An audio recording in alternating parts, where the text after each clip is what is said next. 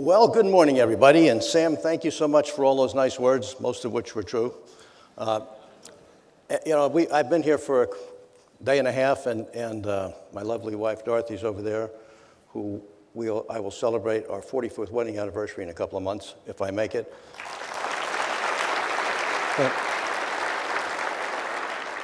It's been interesting. I've known Sam for 20 years or so, and I've watched what's happened here at Treehouse Foods from afar until yesterday. And it's interesting to observe you all as a group working together with great camaraderie and great respect for each other. And I thought it was fascinating yesterday. I go to meetings all the time, and I consistently see people with their telephones looking down like this. And Dorothy and I were in the back of the room, and we're studying the whole room. Didn't see one of you really watching your telephones, which I thought was just fantastic. So you all are from my perspective, sound like, and act like a leadership team with great camaraderie and great respect for each other. And certainly your achievement of $0 to $3 billion in 10 years is nothing short of astounding. When you have that kind of success, it all emanates from the leadership. And you have a fabulous leadership team. And your senior leader is a real star, Sam Reed.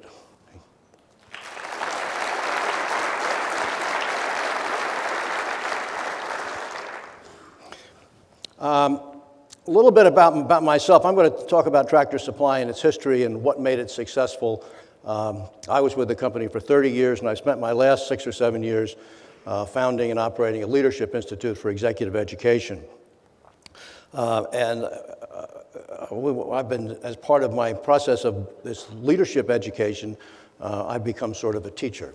So I want to start now. We're going to do a little quiz. Okay, you ready? Question number 1. How many of you shop at Tractor Supply? Thank you very much. We appreciate your business. Next question. You all know what a horse is? Horse is a giant, expensive pet. And Tractor Supply is the pet store for horses. Now, the most important question. How many of you have a horse? Nobody? Oh, I got a couple. Okay, I got a couple of horses. Do any of you have more? Okay, we love you. I mean, we just, you all are feeding pickles to people. We're feeding horse feed, and the quantities are enormous. So how many, Daniel, have you had more than one horse? Well, if you do, we love you even more. I mention that because a little bit about our business. We think about customers in terms of the long-term value of the customer, the lifetime value of a customer. And for those of you who own a horse, if you shop at Tractor Supply, we know that during the life of that horse, you're going to spend at least $10,000 with us. That's why horses are important. Now, to further the cause, my friend Charlie is right now setting up a booth outside. So when you leave here and you pick up all your goodies, if you have a few minutes, stop by and see Charlie. He's going to work with you on how you can purchase a horse, feed it, and if necessary, we can even finance it for you. Okay, I'm going to share with you a little bit about the history of Tractor Supply Company. And Sam sort of indicated that I was there at the founding, and that's not true. The company was founded in 1938. You can do the math and figure out why I wasn't there. It was founded here in Chicago by a man named Charles Schmidt. And Mr. Schmidt's plan was to become the Walmart of tractor parts. He wanted to sell tractor parts all over America. Instead of paying $100 to John Deere, you'd pay $60 to Tractor Supply Company for your tractor parts. And if you go back to those years, there were 6 million farms in America, and tractors broke down pretty regularly. So there's a great business in tractor parts. And he built the company, and they opened stores. The first stores were in North Dakota. There was some mail order business, and the company grew. He took the company public in the 1950s. The company stock, from what we understand, did very well. 30 years later, 1969, the number of farms in America had shrunk from 6 million to 3 million. Tractors didn't break down the way they used to. The tractor parts business had shrunk. The number of potential customers had shrunk. And Mr. Schmidt allowed the company to be acquired by a big conglomerate, and therefore Tractor Supply became a subsidiary of a large company. And Mr. Schmidt retired to Florida and made another fortune in real estate. And then the company was this subsidiary of a big company. And that company put in place a president who took the company in this direction. And that didn't work, and then they hired another president. And the bottom line is, over the next dozen years, there were 5 presidents in those 12 years, each one trying to take the company in a different direction. The fourth of those presidents hired me in 1979, and he also didn't know what to do, but he did move the company from Chicago to Nashville, and I helped engineer that, and we're happy to be in Nashville without the snow, although we got plenty of snow right now. And he left, and then in 1981, beginning of 1981, the fifth of those presidents came on board. He came in as a caretaker, and his name was Tom Hennessy, big old Irishman, great storyteller, great business person. And my peers in the company, I was a vice president, my peers they were very loyal to the fourth president who just got the axe, and they sort of didn't help Tom Hennessy out, and I did. I pitched in, and we worked together, and he decided, he really liked this business. He was originally supposed to be a caretaker, and he went to the parent company and made a proposal to become president of the company, gave them a strategic plan, and the company said, okay, Tom, you're the president of the company. Tom came back to Nashville, and he sat down with me, and he laid out the table of organization. He said, Joe, here's the plan. I, Tom Hennessy, am going to run operations and merchandising and real estate, and I'm creating a new position called Senior Vice President in charge of everything else. And I'm thinking to myself, where's he going to find this dude? And he looks at me and says, that's your job. And it was the biggest surprise of my life. And Tom and I worked together for another dozen years very cooperatively and very successfully. So we began to get the company going in the right direction. He made a couple of good decisions. He was a good business guy. I understood retailing. We worked together very well. We got things going about a year down the road, and the parent company came along and said, hey, boys, we love you, but you're up for sale along with a half a dozen other subsidiaries. And as things turned out, Tom and I and 3 other fellows and some guys from New York bought the company in 1982 and ran it as a private company for a dozen years. One of the interesting stories I like to tell about that time frame is that the 3 fellows in New York who loaned us the money, big money, 2 of those 3 fellows had been the ones who financed and ran the Woodstock Rock Festival. So our board meeting was about an hour on sales and profits and growth and so on, and then 2 hours worth of telling stories about Woodstock. Great folks to work with. We bought them out after a few years and ran the company until 1994 as a private company, and then took it public in 1994, and I was there until 2007, and now I'm running a leadership institute. So the company has had a very, very long and solid growth period since the 1980s. And just to give you and I think Sam said some of this before, but in 1980 we had 100 stores, we did $100 million. Last year we had 1,400 stores doing $5 billion. Now, that's a tremendous growth record. One of the constants in that growth is that if you had worked for the company during that 35-year period, you would know there have been 4 different CEOs: Tom Hennessy, Joe Scarlett, Jim Wright, and now Greg Sanford. And they're all different personalities and different names and whatnot, but the basic philosophy on which the company operates, the basic values, have not changed one bit over those 35 years.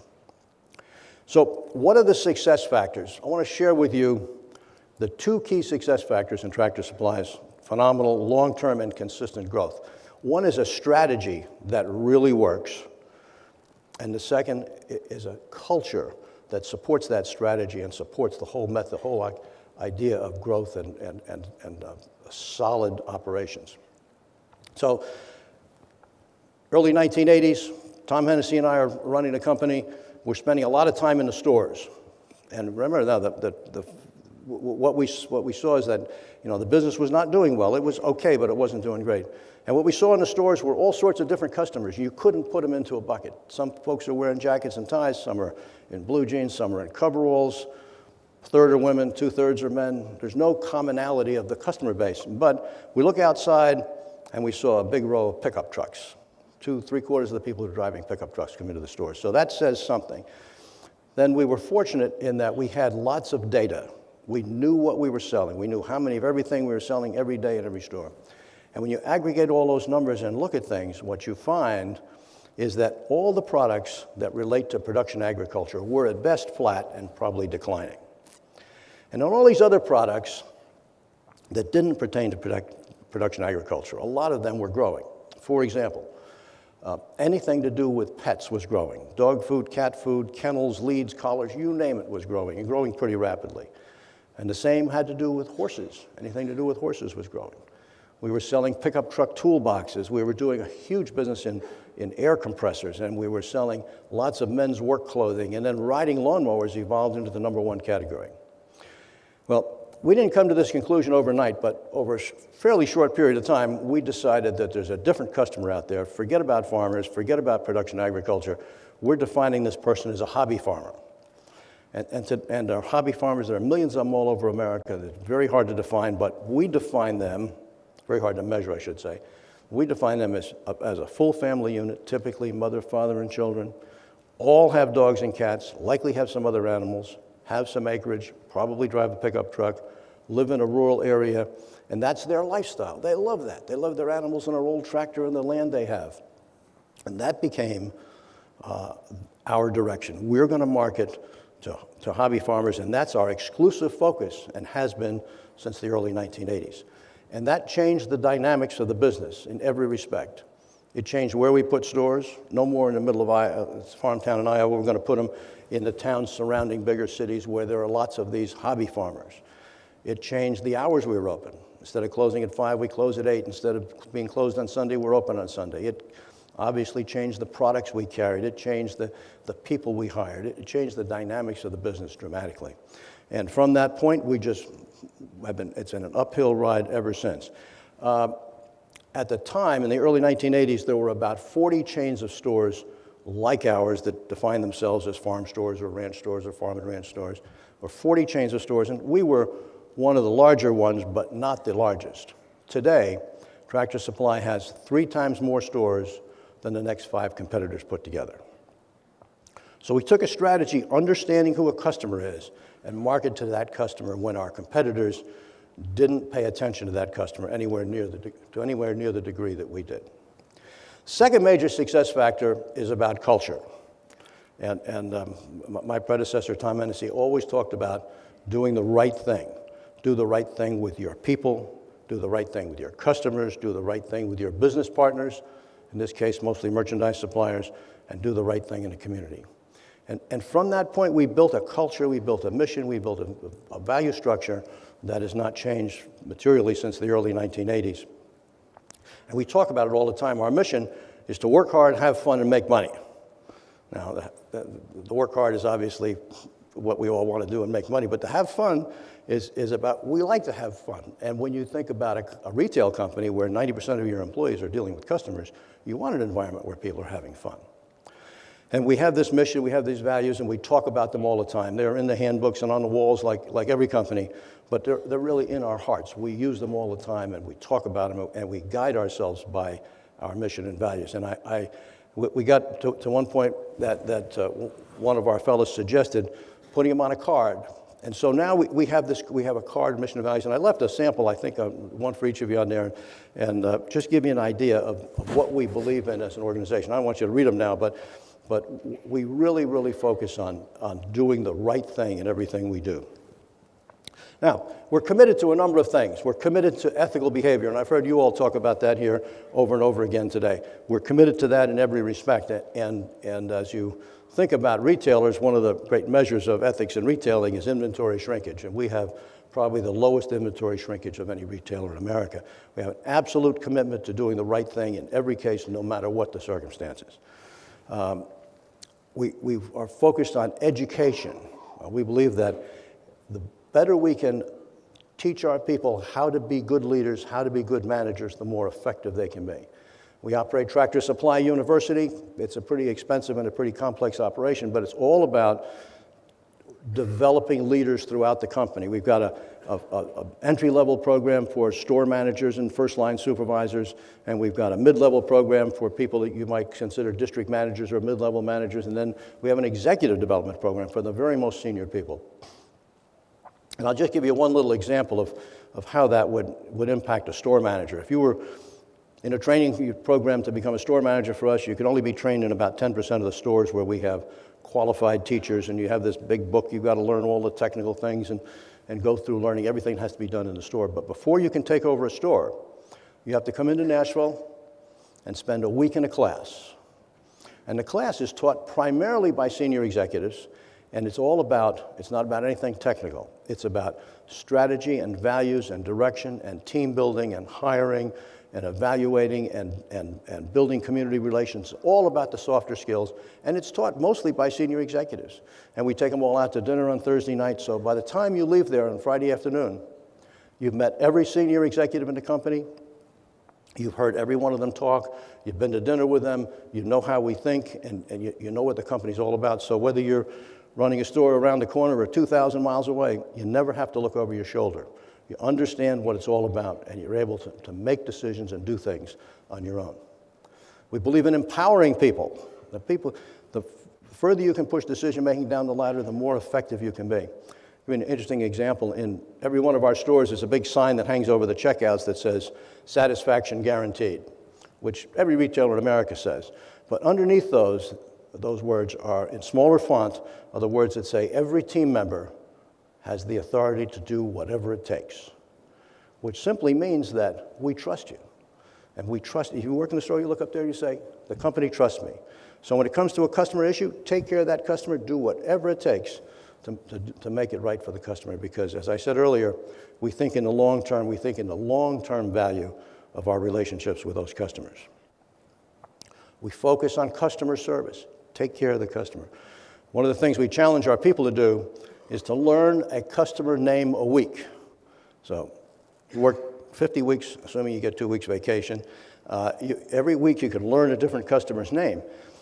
And in most of the stores, it's not uncommon to see a customer walk in and see the cashier say, "Hello, Mr. Jones, how are you today?"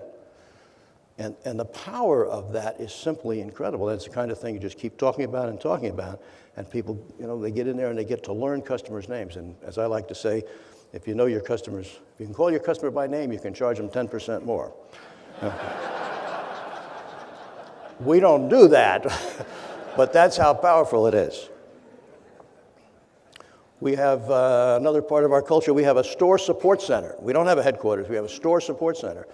And we first put that in place, people thought it was kind of corny, but people who work in our headquarters, our store support center, know that their compensation is tied to how well the stores do, that everything that goes on in the company, it's about what's happening in the stores. We make a profit when a customer gives us money. So your job in the central office, whether you're in HR or technology or accounting or merchandising or wherever you are, your job is to support the stores. That comes first and foremost. Another thing we do culturally that we found to be very both ethically important and practically important is we have built tremendous partnerships with our suppliers. We've gotten very close to our suppliers. We have a supplier conference. Our top 200 suppliers come in every year. We share with them in front of groups like this. We talk about where the company's going, what our direction is, where the growth will be, what we expect from them. And I remember one of the things we always tell them is make us your test kitchen for new products, which is very powerful. You think about being a group of vendors getting an opportunity to be the test kitchen, to use your company as a test kitchen for new products. Well, that's a no-lose proposition for us, because if it doesn't work well, they'll buy it back, and if it does work well, we know about it before the competitors. We also, for our vendors, while they're there, we have classes for them in technology and packaging and logistics and other things like that to help them become better suppliers. So we build these bonds with our business partners, which is a no-lose, a win-win proposition for all of us. I could go on, but I just sharing some of the high-level commitments that we really believe in that support the culture in the company. We also, as leaders, we work to model the right behavior. When you're in a leadership role, people look up to you, and they see what you do, and if you do great things, they're going to follow in your footsteps. Or as I like to say, leaders are always on stage. We're always on stage. The people around us are observing what we do one way or another, and we set good examples, people follow those examples. We set bad examples, people follow that too. I want to share with you some of the ways we model the right behavior. In my 30 years with the company, about half of my work weeks went something like this. I left town on Monday afternoon, Monday morning sometimes, depending on where I was going. I took with me a regional vice president responsible for 100 or 150 stores, and I typically took 2 other people. So I tried to pick promising people. I never told them until the last minute. I called them Sunday night and told them to pack their bags.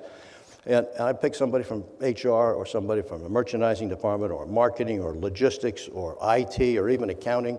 And we'd go out to the stores. We'd fly somewhere or drive somewhere, and we'd hook up with a district manager, and we'd spend the next 3 days visiting stores. And we'd spend 2 hours in the store typically, and we'd talk with every team member in the store, and we'd chat with them, and we'd walk the store with them, and we'd ask questions, and we'd listen carefully. And now you're probably thinking that when a CEO shows up in a store, an hourly sales clerk's not going to tell the CEO anything except what he wants to hear. Well, that's not the case. I'd walk into the store and somebody'd say, "Hello, Mr. Scarlett." I'd say, "No, the name's Joe." I'd say, "Well, what part of the store do you take care of, Mary?" And, "Well, I take care of the pet departments." "Come on, let's take a walk." "Mary, how's this new pet food selling?" "Oh, it's not selling well." 2 minutes into the conversation, we're best buddies. And I'm hearing about all the issues of what we need, what the product customers are asking for, what they're not asking for, why the truck was late, how we need better instruction. You just keep learning and learning and learning. And we just did that. And as a CEO modeling that behavior, everybody else was doing the same kind of thing. So you're always out there listening. And when you listen, and when you're in a leadership role, when you get feedback you don't like, there's only 2 words you say: "Thank you." Don't argue with people giving you feedback. And we just learned and learned and learned. And by listening to people on the front lines consistently, you're able to give good, solid direction because you really understand what's going on in the company. Plus, we're able to plug holes and fix problems at a much more rapid pace. We also preached about being frugal. I hate to use the word cheap, but we are cheap, but frugal sounds better. So we always flew Southwest Airlines, because that's all we had in Nashville. We flew Southwest Airlines. We stayed at Hampton Inn. We had lunch at Subway. We had dinner at Olive Garden or something like that. We were not extravagant about what we're doing. We're doing things, we're modeling the behavior we expect everybody else to use. So those are sort of the kinds of things that we did. Another little point on that is that we always repeat what's important over and over again. You got to keep talking about what's important to you. When we talk about our mission and values, wherever we were in every store, we'd always be talking about the mission, always be talking about our value structure. So that's a little bit about the culture of the company. So when you look at the company's success, it's a matter of a great strategy focused on a clearly defined customer, and then building a very strong culture based on always doing the right thing, always setting the right example, always modeling the right behavior. You put those 2 factors together over 34 years has put the company on this continuous growth path. We've had an increase in sales every year, an increase in same-store sales every year, an increase in profits almost every year over that entire period of time. Well, as I said earlier, I've been retired for 6 or 7 years now and founded a leadership institute, and I've been sort of an amateur student of leadership my whole life.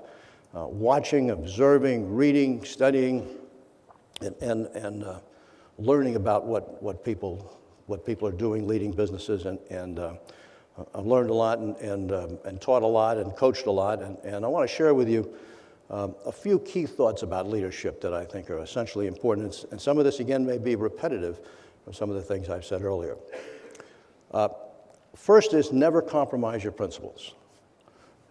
We talked about ethics here. We talked about the right kind of behavior. Just never compromise your principles. Now, you may not realize this, but I'm absolutely convinced that the bad guys all get caught. Just always do the right thing and don't ever get pushed into not doing the right thing. Do the right thing. Never compromise your principles. And I don't just mean, that's not going to happen here at Treehouse, but wherever you are in life, don't ever compromise your principles. There's no upside to it. And for those of you who are raising children, that's the kind of thing you need to always be talking to your kids about. Because kids are very impressionable.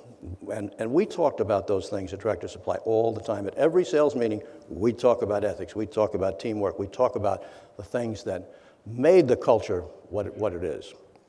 Second, surround yourself with great people. The most important decisions you make as a leader in business are the selection of the people you surround yourself with. And I'm talking about hiring people and promoting people. And when you make good decisions, amazing things can happen. I like to say, if you surround yourself with stars, you can become a star. And if you surround yourself with turkeys, you're going to get sliced up for Thanksgiving. Just when you're thinking about making a decision about a promotion or hire, get as much input as you can. Spend as much, if you think you should spend 2 hours on a subject, spend 20 hours.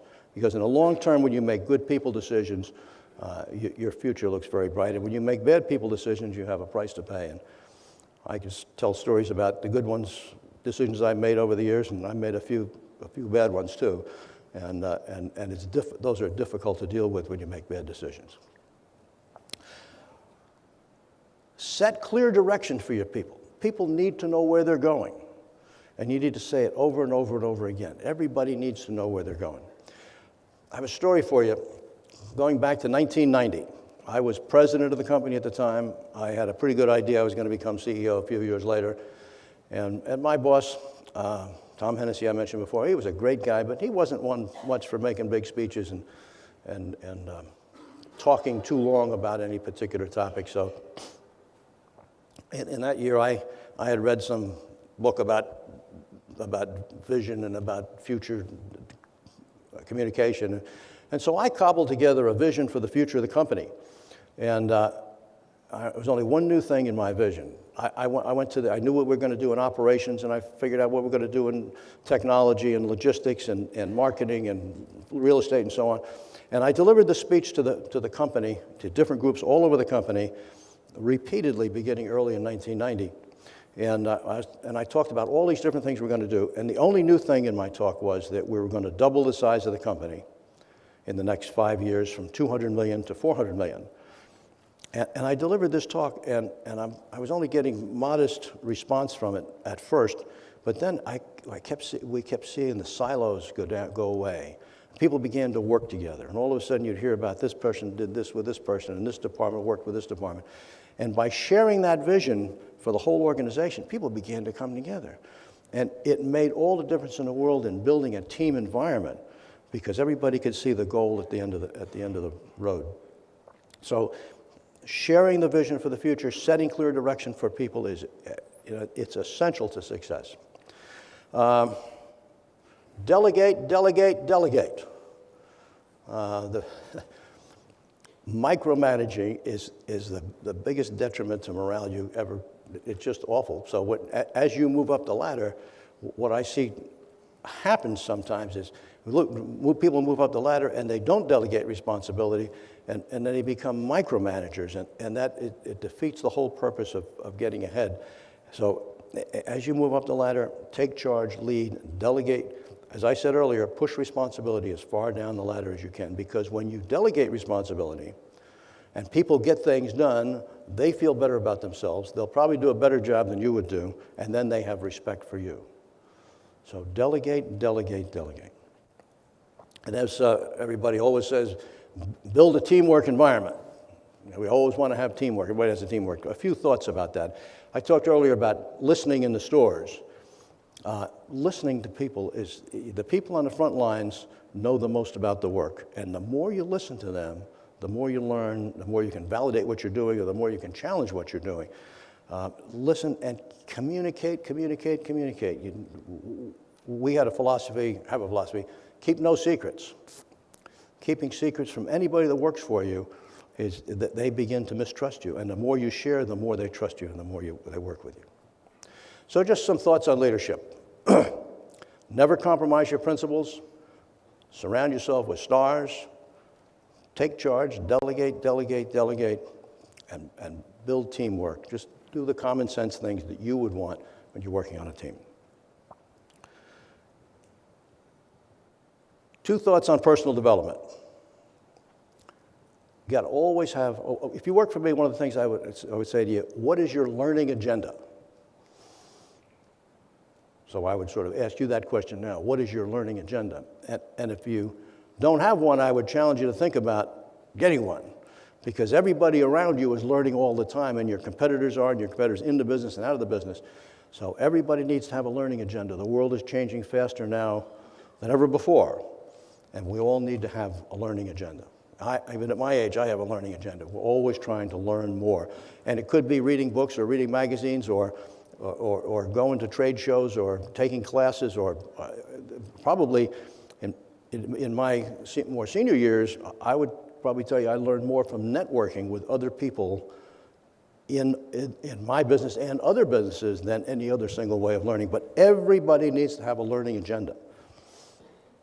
Second and final thought, and you probably heard this from your mother a long time ago, take time to think. Take time to think. So here's my challenge.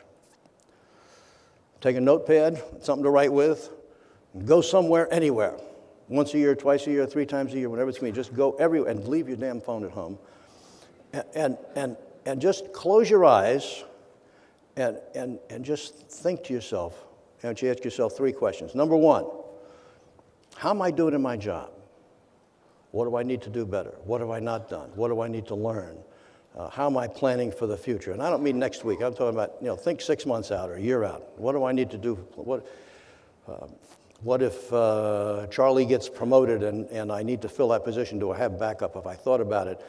Am I learning what I need to do for the next step down the road? What if Sam sends me to run a pickle factory in Siberia? Do I have my backup ready here? You hear that, pickle factory in Siberia? Think about yourself and how you're running your department or your plant or your store or your business or your department, whatever it is. Okay, that's your first thing. And in most cases, you're going to write down some ideas, some thoughts that you haven't made before. Remember, you're thinking long term. Second, ask yourself about your career. Now, if you're happy where you are and don't want to go anywhere, that's fine, but most of you probably are ambitious and want to get beyond where you are. And think to yourself, well, what do I need to do to go further? Have I talked to my boss? Do I know what skills I need to develop? Does my boss know I want to get ahead? Have I worked with the HR department? Think about what you need to do. What do you need to learn? What experiences do you need to have? In our business, when we would get requests like that or have conversations like that with, let's say, a store manager who wants to get ahead, say, okay, we want to take you from a small store to a big store. With experiences, we want to have you go help audit the inventories in another store or help open a new store. You just keep giving people experiences that allow them to develop their skills. So the third thing is just think about your career and if you want to get beyond where you are, it's not going to happen by accident probably. You need to build a plan to make sure you're developing yourself in a way that makes you available and skilled to move on to the next level. And third, most important of all, say to yourself, how am I doing in my personal life? How am I getting along with my spouse? Have I spent time with my kids? Have I done what I wanted to do at church? Or just think about, what are you doing in your personal life? And was I nice to my wife yesterday? Or, you just think about those things. When I think back in my own life, one of the things that I fell short on is I wish I'd spent more time with my mom and dad while I could. But I was so busy racing through my career, I did not, and then all of a sudden they're not there. So just think about ways to do things in your personal life and to develop a plan for the future. So take time to think. So anyway, those are some thoughts on leadership for you, some personal thoughts, some business thoughts, and we're real proud of Tractor Supply and everything that Tractor Supply accomplished, and I'm real proud of my association with you all, and particularly with Sam Reed, who's done such a wonderful job here. Now, in closing, I want to reiterate that my friend Charlie has his booth set up outside. Can help you. Thank you all very much.